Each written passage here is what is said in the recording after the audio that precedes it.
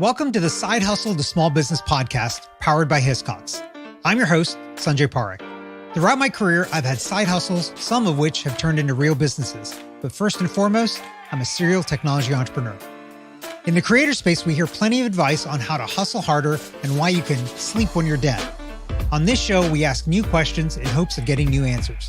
Questions like, how can small businesses work smarter? How do you achieve balance between work and family? How can we redefine success in our businesses so that we don't burn out after year 3? Every week, I sit down with business founders at various stages of their side hustle to small business journey. These entrepreneurs are pushing the envelope while keeping their values. Keep listening for conversation, context, and camaraderie.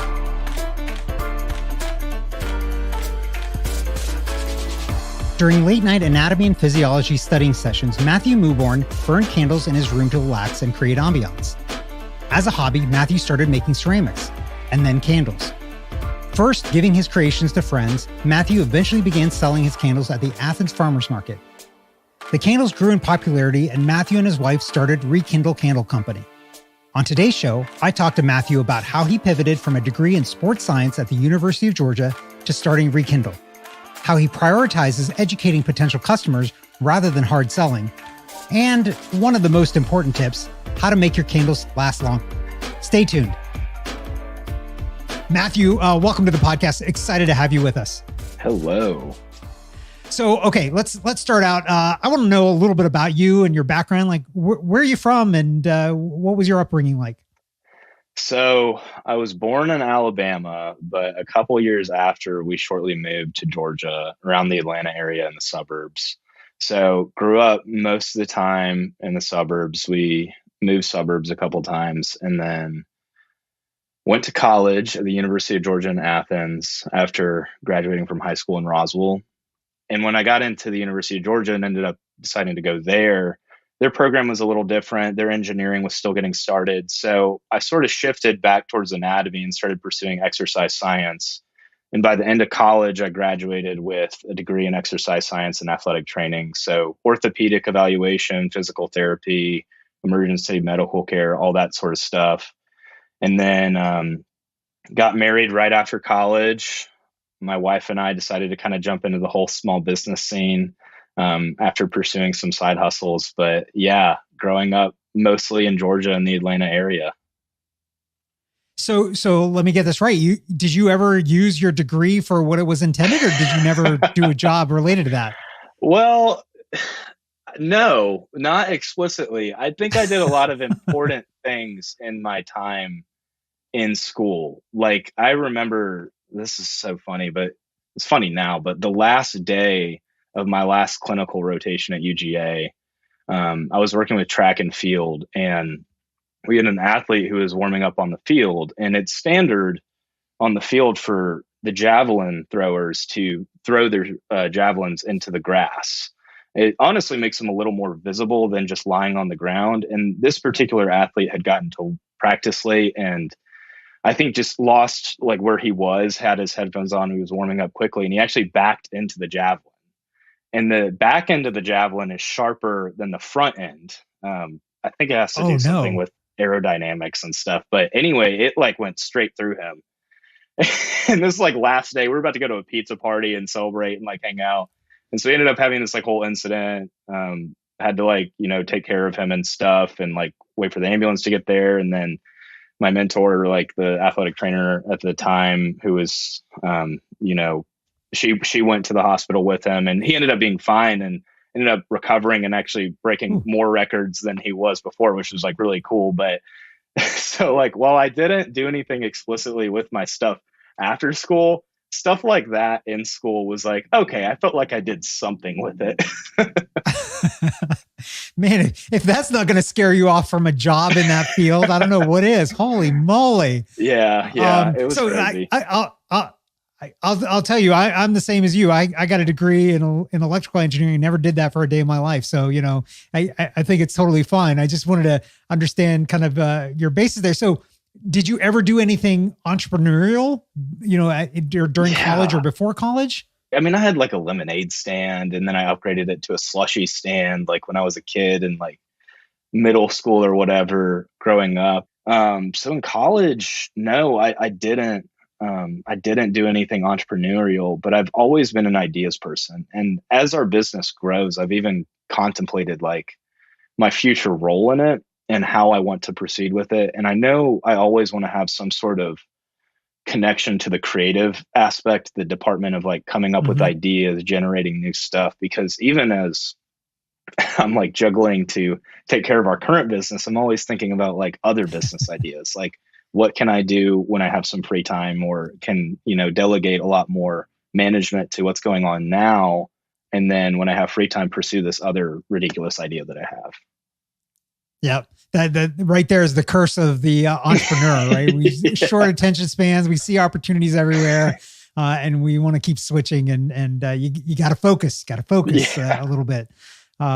So was Rekindle kind of the first big thing? No, or you said you had some side hustles before that? Like, what were some of those, and how did they go?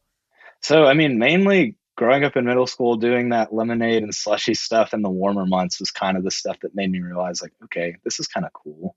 But I Yeah. think sort of I fell into the trap of like safety and like wanting to get a stable job. And like I did ceramics in high school for 3 or 4 years and would sometimes sell some of the artwork I made from that. And I just got fearful of like, you can't make it as an artist, or just the honest idea that not a lot of active living artists make a really good wage. There's a lot of posthumous rewards and stuff, and there's some artists that do make it, but I didn't feel at that time in my life I wasn't the optimist that I am now, and so I was like, I'll just stick to getting a degree and pursuing that. And so really Rekindle was kind of the first opportunity I had to like sort of risk something and try and gamble for some sort of reward. And it was while I was in school, like doing clinicals and like working full time basically. So it was essentially like giving my little precious amount of time that I had left in school that I could have been spending with like people and like funneling it towards that. And I don't regret it. I do think that like maybe in hindsight, choosing a different degree might have been nice. So I could have enjoyed and soaked up those times with like friends that I really, really cherished. But overall, like I don't regret anything. It's all good. I love where we're at. I'm so happy. Yeah. So, okay. So talking about candles, like, how did you learn how to make candles? Like, did somebody teach you, or was it YouTube? Like, Oh how did man, you learn? this sort of touches on like the inception of the business, but so I mentioned I did ceramics for a long time and I really enjoyed that. I loved Right. taking, I guess, the idea, again, going back to like taking something like just a ball of clay and making something beautiful out of it, like creating. And I sort of got the bug for that again and started thinking about making ceramics again. And at that time, I was locked up a lot in my bedroom studying, and I had been burning a lot of candles, I guess, for ambiance. And so I started getting into candles. And it was one night specifically, I remember I was studying for my structural kinesiology class, and we were basically like memorizing all the muscles and bones and ligaments in the body. And I was just like losing my mind looking at diagrams for hours. And I like leaned back in my chair and I was sipping out of this cup, like some coffee a cup I made in high school. And it wasn't even like that good of a cup. Like I could totally make something better even now. Like, but it was just like I kept it because it meant something to me. And then I also like looked at the candle on the other side of my book and was like, huh, like, well, the sustainability in the environment had just further kind of avalanched into or snowballed into something that was important to me. And so I was like, well, what if I got back into ceramics and then like I put a candle in that? Like most of the time people won't throw away a ceramic. They have a hard enough time throwing away a coffee mug that they bought from like some retail store that isn't even handmade. People like hoard coffee mugs nowadays. I don't know why. I'm guilty of Because it too. I what don't if even one know. day I run out of all the other cups and I need this one? Yeah, I don't know. It's like hoard mentality. I don't get it. But and I was like, man, if I made this candle for somebody or at least gave it to you, you probably wouldn't throw the container away. I could probably tell you to reuse it and make it a coffee mug, further fill up your cabinet. Or like kind of thinking about potentially making money, just like an idea sort of shot off in my head that was like, what if I, said you could get them refilled? Because we have such a disposable economy, whether it's with, plateware or plastics or glass containers from candles, for example. And one thing we know about glass and plastics is that it takes forever to degrade, or even to turn it back into a material that we can really reuse well and turn it back into material efficiently that we can use well. And was like, oh, I bet I could give them a discount if they wanted to refill it, because I'm not having to pay for another container. They're doing something good. It's a win-win all the way around. And so they like honestly kind of coalesce all there in that one night, like studying. And I had, that was, I think, in the beginning of summer, the end of spring, but I was going to Colorado for a couple months, and my birthday was during that trip. And my wife, who was my girlfriend at the time, had basically got a bunch of my friends and roommates together to, for my birthday, pay for a studio membership to the local like ceramic studio. And it paid for Nice. like 2 or 3 months and like a bunch of clay. I mean, it was like several $100s. It was like one of the nicest, most intentional things that somebody's got me. And it basically freed up my mind to kind of just create. When you don't have to worry about money or finances and stuff, you really flourish because there's nothing overhanging that's sort of bearing you down and kind of limiting your fluidity and your creative process. And so those first few months, I was just like slinging stuff out, making a bunch of stuff. It didn't even necessarily relate to candles. I was just like getting back into it, loving creating stuff again. And then eventually I ordered some materials to make candles because I was like, if I'm going to start a business that has to do candles, I need to learn how to make them.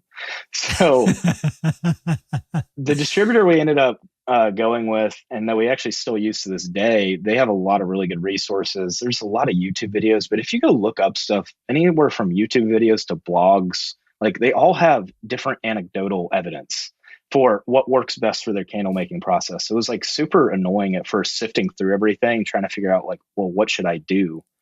And then I'm super hands-on. So I just started like jumping into it and like making it, and was like, screw it, I'll figure it out as I go. And so I found out like using a microwave wasn't great because it accelerated the heating process too much and you couldn't monitor it really well. And you had to, bring the temp or like wait for the temp to drop. And the double boiler method on the stove was like a lot better because you could slowly monitor it. And I don't even know what a microwave really does to the molecular structure of the wax, if it does anything. So I sort of just started playing around with it, got a foundation from looking on the internet. And I found that even over the past 4 or 5 years, like there are things that I still do in my practice that aren't necessarily in line with what's recommended, like as far as temperature gradients go and stuff, because I found where I pour that pouring at this temperature works best for my environment. And that can be true when you live in Atlanta, where there's high humidity and the pressure might be different relative to the sea level, versus Colorado, where, low humidity and I think higher pressure because, they're above sea level much more. So it can actually vary a lot based on where you live. There's a ton of chemistry that goes into it. How did you find your first customers? Like where was your first sale? I mean, and how did you figure out the right price too? That's always a big question for people starting. Like, how did you know what to sell it for? And that's something that I think the price points are something that I'll touch on with good detail, because I think it's important for a lot of people who are getting into, whether it's a side hustle or starting a small business, that it's good to know value and how to transmit that.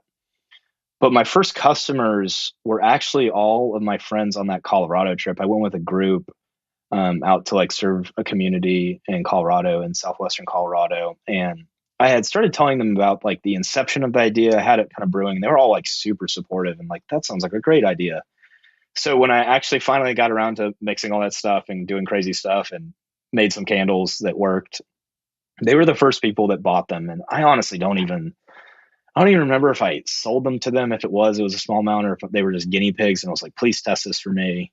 Because giving stuff out is free marketing. So it's like, they tell their roommates and stuff. And so eventually there was like a small group of friends and their friends that started buying them and knew you could get refills. So we had people coming to like our duplex, like dropping off containers, and I would refill it for them. So sort of garnered a little bit of a following doing that until eventually we actually started doing the Athens farmers market. So I like became friends with the market manager at the time for the farmers market and one of the farmers markets in Athens, and was like, if you guys ever have any Saturdays open up, please like reach out. Eventually we started kind of our following sort of moved to the farmers market, but also new people started finding us at the farmers market. And the Athens farmers market's great because they're all people who are like really conscious about like the environment. That's honestly actually part of the bylaws is like sustainability is really important in terms of like selecting vendors and stuff. And so a lot of people who attend there really like the idea of being able to do something positive with their containers and like refilling them and getting a discount, because a lot of people agreed it was sort of a waste to just throw glass into the landfill. So that sort of after college turned into like full time. We were doing the market like every Saturday, and we started doing Wednesday markets there as well.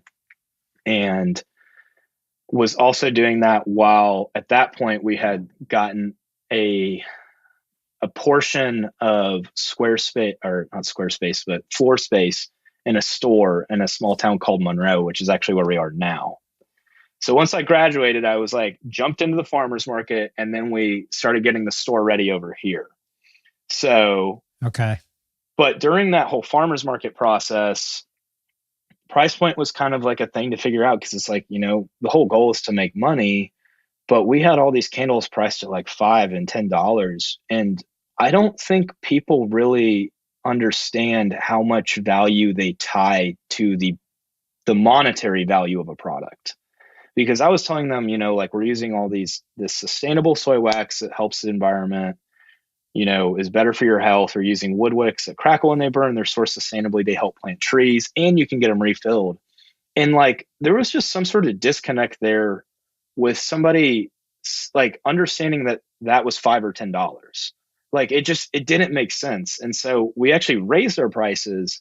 And when we raised our prices to say $10 and $20, it almost is like something clicked with them. And they were like, now I understand like the value of it. Like, it's almost like because the price is higher, it makes sense. I tell all of our employees here, like, I don't want you to be a salesperson, at least a traditional salesperson. Like, don't be hammering people for buying stuff, or just educate them, and people will make their own decisions. Because at the end of the day, I'm not worried about making money. That's not my goal. So it frees me up to like empower my employees to say, treat customers with love and respect and educate them. And like, whether or not they end up buying our stuff or not, like I don't care. I don't want you guys to care about that. So I don't know where I was going with that, actually. What was your initial question? Price point, I guess. Price point. How did you decide what you were selling it for? Yeah. So, okay. I felt empowered to be able to, I'll say market, because in business, that's what it's called. But to me is educate the people who are considering buying our stuff at, say, the farmer's market, and tell them about all the good stuff that was in it. I felt empowered that that was worth $20 versus ceramics. Like when I made, coffee mugs and stuff, and I was trying to sell for 35 or $40, I didn't feel like at peace and empowered to sell that to people. I understand the value of it. Like if we go to a festival or fair or something and there's a local artist, like I know the value, the time, the sweat equity that goes into that. But a lot of people, they'll go up to like a ceramist and be like, oh, that's expensive. And so I didn't feel like I could be on the other end of that, explaining to them really why it was expensive, and in a sense, maybe defending the price point. But I found that sweet spot with the candle business. And I think everybody just has to feel confident in what they have, but also understand there's a huge shift going on now with like, people don't want to be sold stuff. Nobody wants to go to a car dealership and like the guy immediately walks out and is trying to sell you everything. And like, it's just like, people want to be educated and respected. And I think that's important to take to note with like the generations going on now. I'd love to know, like, are there any tools, software, things like that you use in the business that help you make it easier to manage or more efficient to manage? Yeah, I I was so frugal. I joked with my wife, I'm more frugal with I'm more diligent with my business finances and my personal finances. Like in our relationship, she's really conservative and frugal, and I'm like the spender. Like I love buying stuff. Uh, but I didn't have a ton of money in college. So I was like, I'm not paying for QuickBooks. So I knew it was important to keep track of stuff. So I had Excel, um, because like UGA, I think, gives it out to students for like a period of time. I think a lot of schools do that. And so I had it and I was like, I'm going to use this. So whenever I would buy stuff, I'd get receipts and stuff, and I would manually enter it in Excel. And there was no shortcuts or anything. I was literally typing everything in. And so I did this, I'm not kidding, for probably 3 years. I did for 2 years in college. And then 1 year when we were actually in the store, I was still doing all of it by hand, manually, because I was like, if I can do it myself and save the money, then I can take other money and reinvest it into our like research and development or just buying supplies and stuff. And so eventually, one of our customers is an accountant. We reached out to him, and I think at that point I had actually started incorporating QuickBooks into it, but I definitely was classifying things wrong. So he came through and like helped reorganize a bunch of stuff and like actually categorize it correctly. And I would say for those few months that I was into QuickBooks, it definitely made it a lot easier. Even if it wasn't like categorized as an accountant would categorize it, it still gave me the big Right. picture of what I was spending, what was coming in, where money was going towards, and really empowered me to kind of make better decisions. Because if I was spending like $500 on like research and development that wasn't going anywhere, I should probably make some decisions there and, put $200 towards that and just squeeze the lemon really hard and then take the other 300 and buy Wix or something with it. So QuickBooks is a Yeah. really great platform and it's honestly not that expensive, but you can always use Excel and do it manually. Well, Matthew, this has been fascinating. I had one more question before I let you go. I just realized that I saw on your website, there's something called the memory burn. Okay. And I read through the description of this thing and I couldn't figure out what you were actually trying to explain because I've probably been doing candles all wrong this whole time. So explain to me and our listeners, what is the memory burn and how do we need to burn our candles properly so we don't mess them up?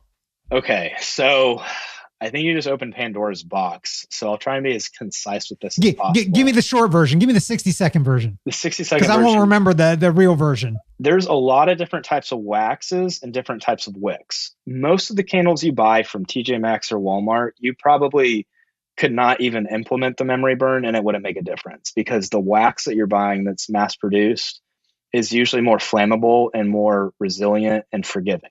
The wax we use, which is 100% soy wax, sustainably sourced, and wood wicks that are sustainably sourced, they're both denser and thicker than traditional supplies that you might get from Walmart or TJ Maxx or candles from Walmart or TJ Maxx or wherever. And so therefore, they take longer to burn. So what a lot of people have started calling the memory burn is essentially the first burn when you burn your candle. Try and let it melt out all the way to the glass and create what's called an even wax pool. That's just basically where the melted wax is like a nice even layer, and it's like a pool, if you will.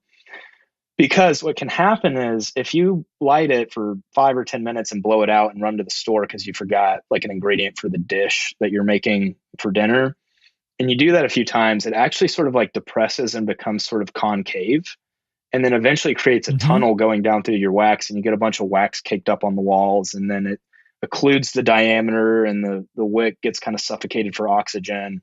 So basically letting your candle melt out to the glass each time not only makes sure it burns nice and bright, you smell it more, and you actually get to utilize and melt all that wax in your candle.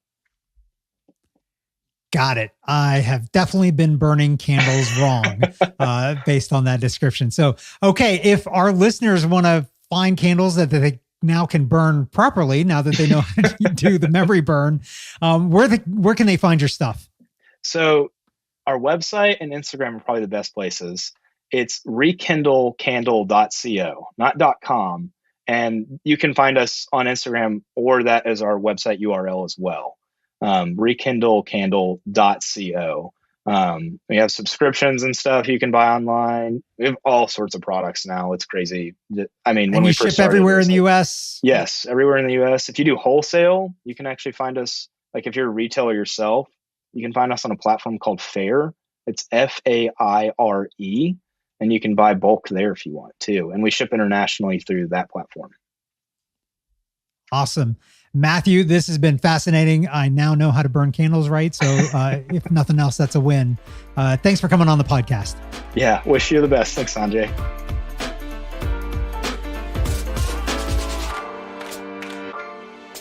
Thank you for listening to this week's episode of the Side Hustle to Small Business podcast, powered by Hiscox. To learn more about how Hiscox can help protect your small business through intelligent insurance solutions, visit hiscox.com. That's HISCOX.com. And if you have a story you want to hear on this podcast, please visit hiscox.com/share your story. I'm your host, Sanjay Parekh. You can find me on Twitter at Sanjay, that's SANJAY, or on my website at sanjayparekh.com.